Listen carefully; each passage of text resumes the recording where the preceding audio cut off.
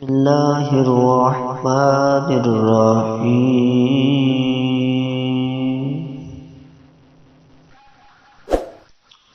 عبادت کا دروازہ۔ اللہ پاک کے محبوب صلی اللہ علیہ وسلم کا فرمان علی شان ہے، روزہ عبادت کا دروازہ ہے۔ نزول قرآن۔ اس ماہ مبارک کی ایک خصوصیت یہ بھی ہے کہ اللہ تعالیٰ نے اس میں قرآن پاک نازل فرمایا۔